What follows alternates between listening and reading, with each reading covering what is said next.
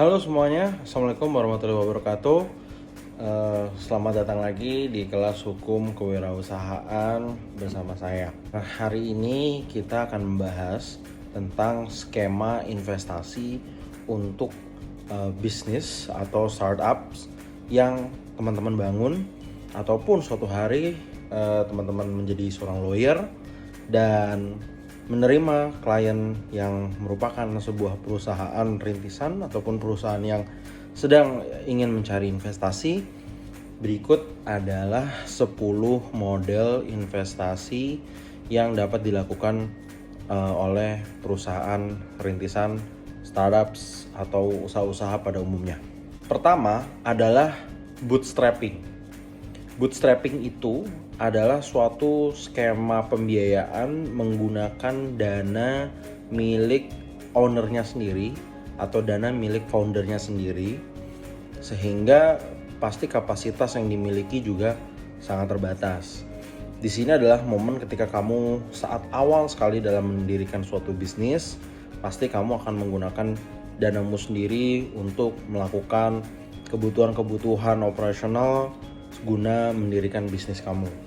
Dan di fase ini kita sebut dengan namanya bootstrapping. Skema yang kedua adalah crowdfunding atau layanan urun dana. Ya, layanan ini serupa seperti kitabisa.com untuk urusan sosial. Tapi kali ini kita lakukan untuk urusan bisnis. Di Indonesia, ketentuan ini sudah diatur di OJK melalui equity crowdfunding atau layanan urun dana. Di sini ada perizinan secara khusus. Tapi secara sederhana, layanan urun dana ini atau equity crowdfunding itu adalah skema di mana kita seperti IPO tapi bukan pada Bursa Efek Indonesia, melainkan di platform equity crowdfunding yang kita ikuti. Misalnya saat ini di dalam equity crowdfunding itu ada namanya, salah satu contoh aplikasi namanya BShare ya, atau business.id atau BShare juga ada. Nah, di aplikasi tersebut kalian bisa launching bisnis kamu dan kamu bisa menjual saham perusahaan kamu untuk dibeli oleh masyarakat luas. Ingat, fase ini bukanlah seperti initial public offering di Bursa Efek Indonesia, walaupun skemanya mirip. Cuma ini dilakukan dalam skala yang lebih kecil dengan nominal dana yang dibutuhkan juga tidak sebanyak seperti di Bursa Efek Indonesia. Dan selain itu, biasanya tidak ada pasar secondary untuk jual beli saham yang telah dimiliki di perusahaan kecil ini, atau kita sebut dengan penny stocks. Jadi, secara sederhana, layanan crowdfunding ini adalah kita bareng-bareng invest di perusahaan yang kita inginkan, atau dalam hal ini adalah perusahaan kamu. Skema yang ketiga adalah menggunakan dana dari angel investor atau investor malaikat. Nah, angel investor ini maksudnya adalah kita mendapatkan dana tambahan, dana investasi dari kerabat, saudara, rekan bisnis, mitra, atau siapapun yang sifatnya individual, dan biasanya dilakukan dalam jumlah yang tidak terlalu besar. Misalnya masih di angka 1 sampai 10 miliar. Nah, biasanya di sini dilakukan oleh angel investor. Atau juga banyak yang jumlahnya di bawah 1 miliar. Mungkin sekitar 500 juta sampai 1M. Itu juga biasanya dilakukan oleh angel investor. Dalam hal ini, misalnya bisnis kalian bagus yang dibuat di dalam kelas hukum kewirausahaan, lalu katakanlah saya masuk di angka 100 juta atau 500 juta, saya juga bisa dikatakan sebagai seorang angel investor untuk bisnis kamu. Nah, dalam konteks angel investor ini, nanti investasi saya akan berubah menjadi saham yang dikonversi sesuai dengan proporsinya masing-masing. Lalu saya akan menjadi salah satu pemegang saham di perusahaan kamu. Skema yang keempat adalah bantuan pembiayaan dari venture capital atau kumpulan investor, grup investor yang tergabung dalam satu institusi yang mereka mengelola dana investasi dari sekian banyak investornya untuk menentukan apa portfolio investasi mereka. Bisa jadi salah satu portfolio investasi mereka adalah perusahaan kamu. Nah, modal Ventura ini kayak siapa sih di Indonesia? Contohnya adalah East Ventures yang juga sudah banyak menelurkan perusahaan-perusahaan besar di Indonesia. Nah, mereka biasanya memiliki sekian banyak list of investor yang tergabung dalam network mereka, dan biasanya setiap dari investor tersebut sudah berkomitmen untuk memasukkan sekian dana yang mereka alokasikan untuk investasi di perusahaan model Ventura ini. Tapi dananya tidak disetor di awal, namun disetorkan sesuai dengan kebutuhan. Jadi teknisnya adalah kamu harus melakukan presentasi yang menarik di depan para investor atau sebagai asesor di modal Ventura ini atau venture capital ini. Lalu mereka akan menentukan berapa modal investasi yang akan dimasukkan oleh mereka kepada perusahaan kamu. Lalu si pemilik venture capital akan mengontak list of investornya untuk menanyakan kesediaan mereka mau masuk berapa di perusahaan kamu. Kurang lebih teknisnya seperti itu. Namun ini cara seperti ini sangat ramai digunakan oleh para startup yang sekarang juga ada banyak yang besar seperti Gojek, Tokopedia, Traveloka dan lain sebagainya. Mereka semua melalui fase ini, mereka mendapatkan investasi dari venture capital dan akhirnya bisa sebesar ini. Jadi ini juga menjadi salah satu cara yang layak untuk dipertimbangkan untuk kamu dalam mencari bantuan pendanaan. Cara yang kelima adalah melalui bantuan pembiayaan yang disediakan oleh inkubator bisnis atau akselerator bisnis. Contohnya dulu saya saat mengikuti program Indigo di Telkom, maka di situ kami di mentoring, kita dididik secara bisnis dan diperbaiki proses bisnis kita sehingga menjadi lebih matang, dan kita akhirnya presentasi ke perusahaan mereka untuk nantinya akan diberikan investasi. Nah, menariknya dari program inkubator dan akselerator, kita bukan hanya mendapatkan dana, tapi kita juga seperti diikutkan sekolah yang intens untuk memperbaiki bisnis kita sehingga bisa menerima investasi yang lebih besar lagi di kemudian hari. Skema yang keenam, kalian dapat mendapatkan bantuan dana pembiayaan untuk pengembangan bisnis kalian melalui lomba-lomba, di mana sekarang ini banyak banget lomba-lomba startup atau misalnya hackathon atau misalnya kayak Kementerian Riset juga kemarin sempat bikin dana hibah untuk startup-startup inovasi di Indonesia. Kalian bisa mengikuti acara-acara tersebut dan akhirnya memenangkan lomba tersebut, dan dari kalian menang, kalian dapat reward dana hibah, tidak investasi, tidak ada timbal balik. Kalian ketika menang, dananya bisa kalian pakai untuk pengembangan bisnis. Menarik banget kan? Tapi ya kalian harus menang dulu. Skema ketujuh adalah kalian meminjam dana dari dunia perbankan.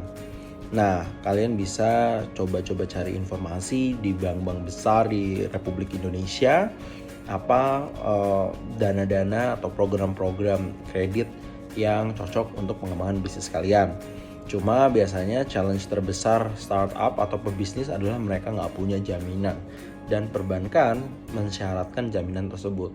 Oleh karena itu sebaiknya saat awal-awal perusahaan bisa ketika bisnisnya bagus meningkatkan jumlah aset sehingga aset tersebut bisa dijadikan leverage untuk mendapatkan pembiayaan dari bank loans di masa mendatang.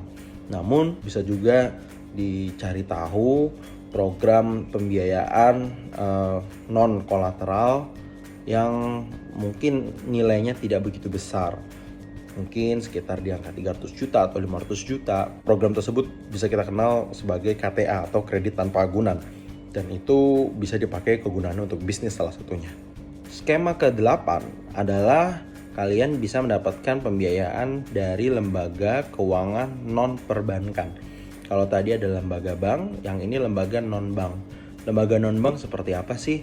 Misalnya dari semacam kayak business finance atau koperasi, atau juga sekarang ini dengan ada digitalisasi dunia keuangan non-bank bisa ke platform P2P atau platform financial technology yang ada, yang mereka sebenarnya bukan bank, tapi mereka bisa memberikan pinjaman untuk bisnis Anda. Program yang ke-9 adalah kalian bisa mendapatkan dana bantuan dari pemerintah ketika pemerintah mengeluarkan program-program khusus, pendanaan khusus untuk startup atau pebisnis di Indonesia. Nah, program ini memang sangat tergantung kepada kebijakan pemerintah. Namun biasanya ada program-program serupa di kementerian-kementerian tertentu di mana kamu sebenarnya nggak perlu memenangkan kompetisi atau kontes-kontes seperti lomba-lomba lalu dapat hadiah, tapi asalkan kamu memenuhi syarat-syarat tertentu, kamu bisa dapat dana bantuan dari pemerintah ini. Dan itu tergantung kementeriannya apakah menyediakan program tersebut. Tapi biasanya sih ada. Mungkin bisa dicari tahu lebih lanjut. Cara terakhir, cara yang ke-10, ini cara yang mungkin salah satu yang paling cepat untuk kamu bisa mendapatkan dana bantuan untuk pengelolaan bisnis kamu agar lebih baik. Yaitu kalian bisa melakukan penjualan dengan skala yang besar atas produk yang kamu jual, sehingga kamu bisa mendapatkan profit, lalu profit itu kamu kelola dengan lebih baik. Atau selain itu, kamu juga bisa menggunakan skema credit card produktif. Maksudnya adalah biasanya kan kita sebagai personal atau sebagai bisnis bisa mengajukan kartu kredit kepada bank. Nanti bank itu akan menyediakan limit untuk kita yang akan kita gunakan. Nah, kita bisa menggunakan limit kartu kredit kita untuk pengembangan bisnis kita nih. Tapi itu semua harus benar-benar tergantung kebijaksanaan kita semua. Kalau kitanya bijak dalam menggunakan setiap dana yang kita gunakan atas kredit card ini, maka ini bisa jadi cost produktif kita yang akhirnya malah bisa menguntungkan kita. Oleh karena itu sebenarnya mindset penggunaan kredit card itu sangat tergantung kepada usernya. Kalau kita pakai untuk bikin duit lagi, ya itu bakal bisa bikin duit lagi. Tapi kalau kita pakai untuk konsumsi, ya selamanya bakal jadi konsumsi. Sekian yang bisa saya sampaikan terkait 10 cara untuk mendapatkan investasi bagi startup dan bisnis kamu.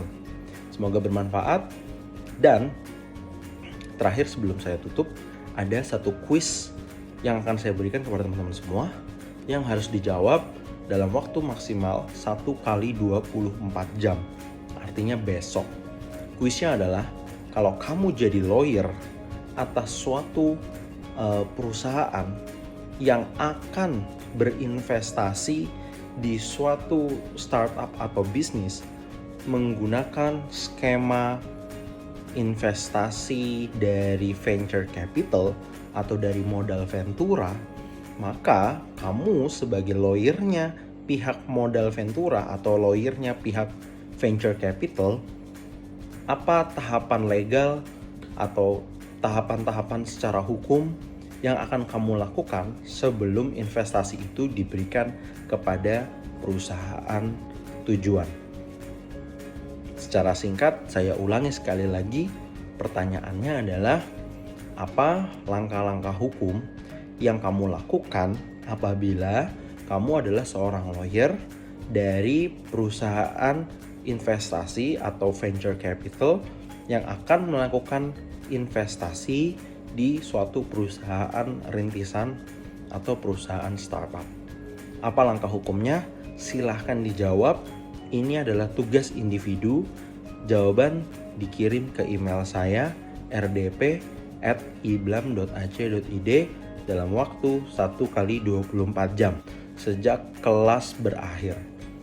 Let's say kelas berakhir jam 9, maka maksimal jam 9 besok tugasnya sudah dikumpulkan ke email saya di rdp@iblam.ac.id. Sekian yang bisa saya sampaikan, semoga bermanfaat buat teman-teman semua dan bisa menjadi salah satu cara untuk kalian melakukan investasi untuk bisnis kalian di kemudian hari. Semoga bermanfaat dan sampai jumpa di pertemuan selanjutnya.